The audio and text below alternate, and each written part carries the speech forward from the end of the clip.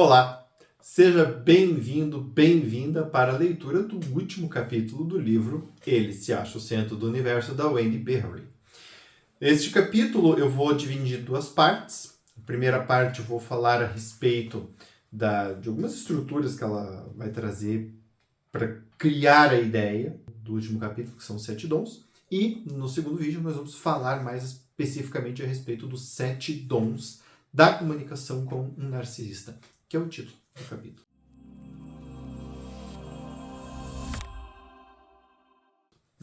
Então, primeiro a autora vai falar a respeito da ideia de dom. Dom pode referir-se a qualidades ou capacidades naturais, e quando usado nesse sentido, em geral, implica talentos inatos ou dados por uma entidade divina. No que se refere à comunicação, o termo sugere que uma pessoa tem capacidade além do normal para tocar o coração e a alma alheios, ou que seus circuitos biologicamente pré-determinados estão no centro mesmo de sua habilidade artesanal, carismática ou em ambos. Então, quando a gente vai falar de dons de comunicação, em geral vem essa ideia, você tem que ter um certo dom. Por que nós estamos falando disso? Porque comunicar-se com narcisistas, especialmente criar um relacionamento com eles, é uma tarefa que exige um certo dom. Ou seja, não é nem um pouco fácil. A gente pena, porque eles de fato representam um desafio. Tá? Se a ancestralidade do dom é pensada como inata, cultivada ou divinamente inspirada, os comunicadores talentosos conhecem o valor da observação, da escuta e do exame profundo do mundo, além da própria máscara autodefinida. Eles se expressam e se envolvem no diálogo com elegância, graça e atenção ponderada. Ou seja, embora a gente possa pensar numa ideia de dom, mesmo pessoas que supostamente teriam dons, quando treinadas, é que fazem com que esse dom possa vir à tona de uma maneira adequada. De uma maneira que, vamos dizer assim, faça jus ao dom. Então, se eu tenho um dom para música, mas eu não treino música, se eu não treino canto, em algum momento eu poderei não estar desempenhando tão bem isto quanto uma pessoa que se dedica. Tá?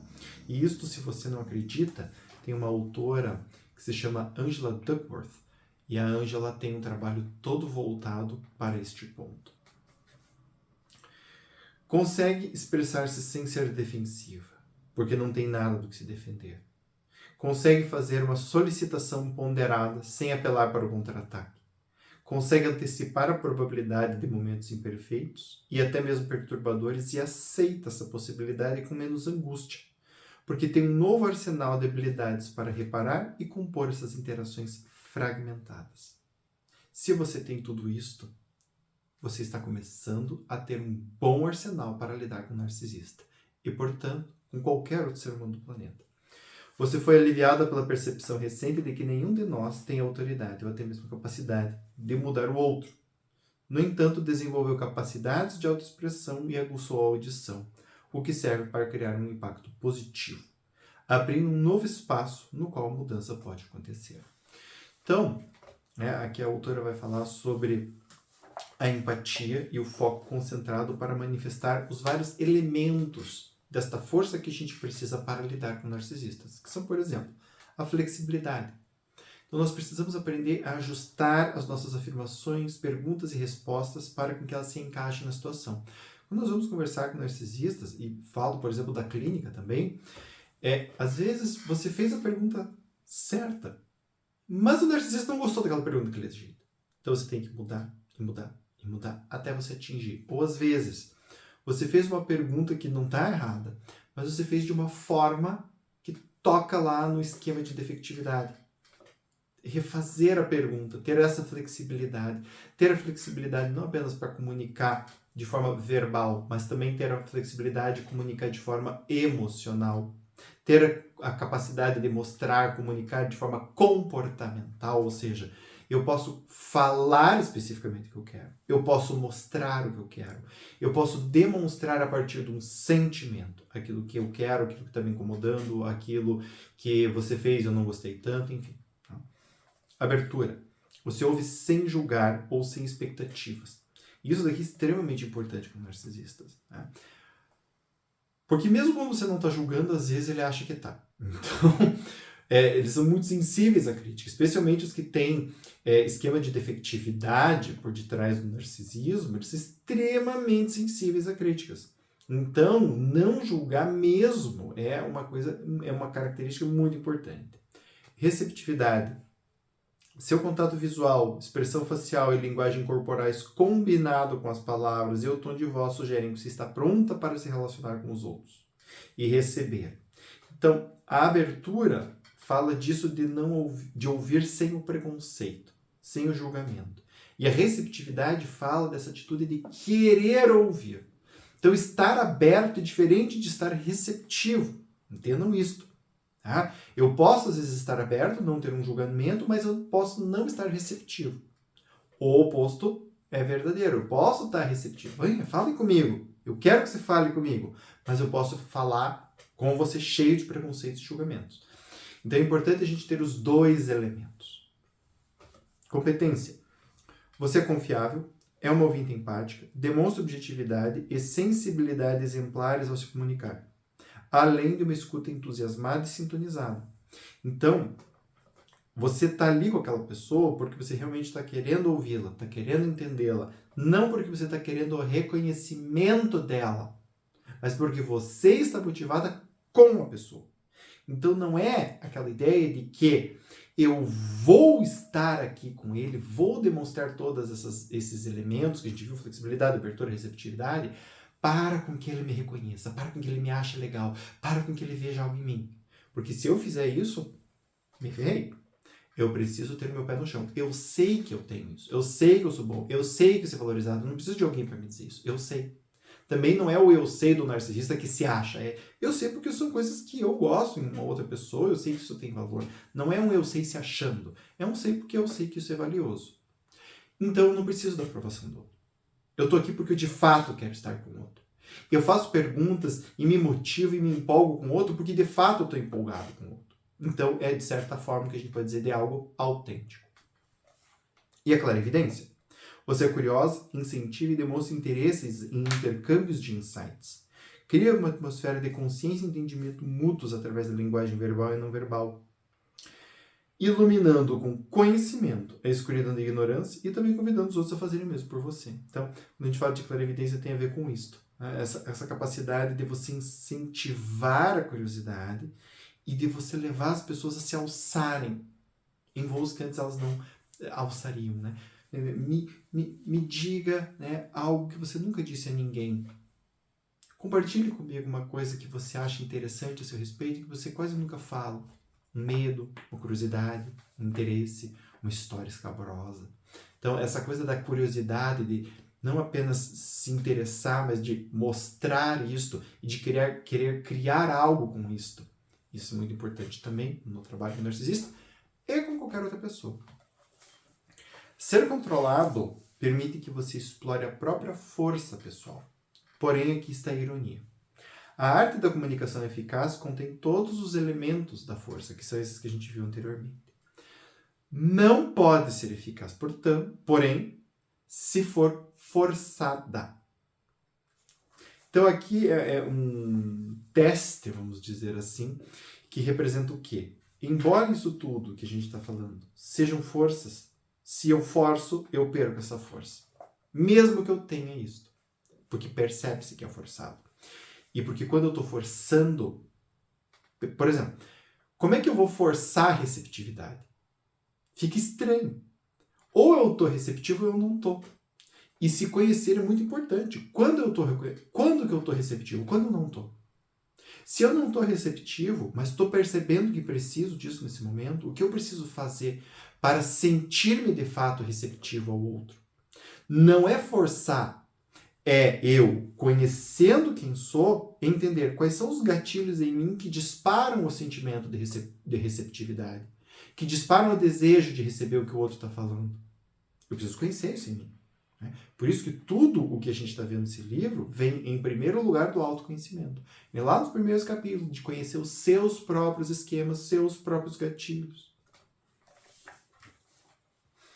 Até esse momento, foquei nas habilidades de comunicação específica para os desafios de lidar com o narcisista. Eis algumas outras habilidades de comunicação mais genéricas que você pode usar para aumentar a eficácia das habilidades que vem trabalhando. Impacto igual à atenção.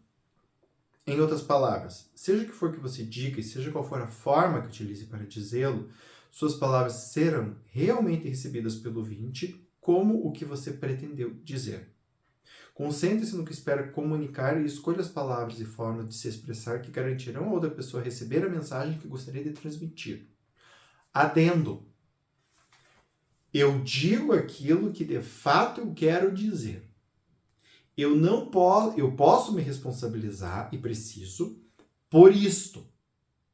Porém, a partir do momento que o outro toma as minhas palavras, eu tenho que entender se o outro está disposto a entender isto do jeito que eu falei. Por exemplo, o outro me escutou. Aí a pessoa fala, você está querendo tal coisa. E essa não era a tua intenção. Você fala, não, peraí, essa não é a minha intenção. Não, é sim. Eu sei que é o que você quer dizer. Aqui a sua responsabilidade acabou.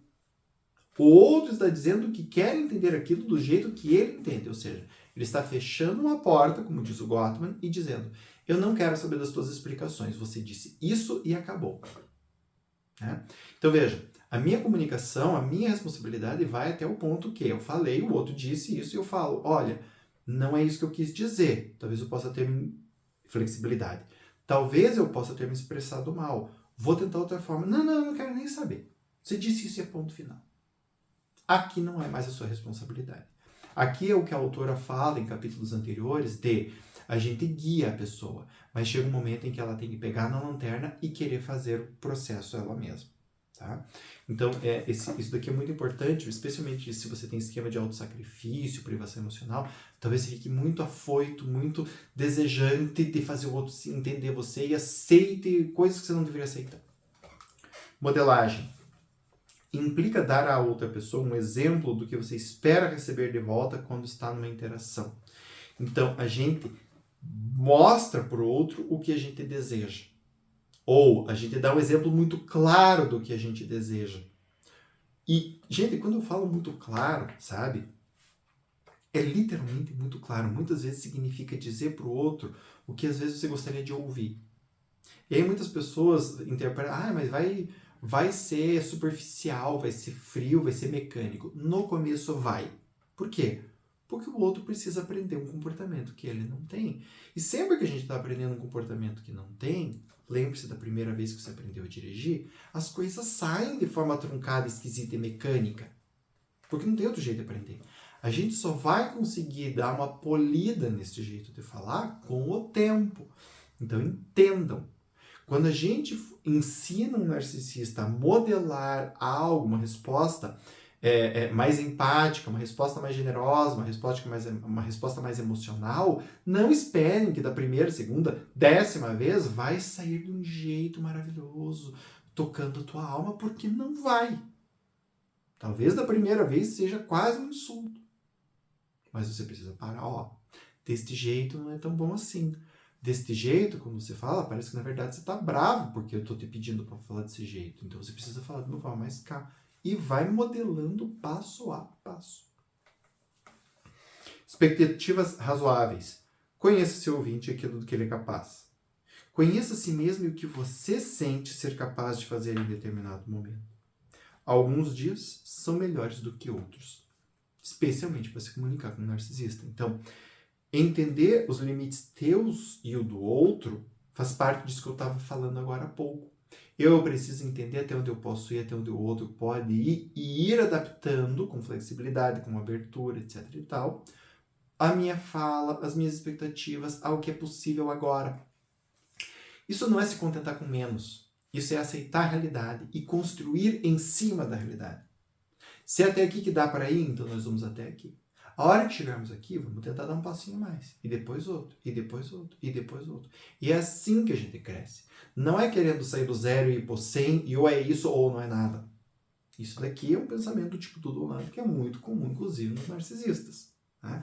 Então a gente precisa aprender isso. Muito bem. Gente, isso daqui é o que eu tinha para trazer para vocês desse capítulo hoje. Depois nós vamos falar sobre os 7 dons que ela fala, né?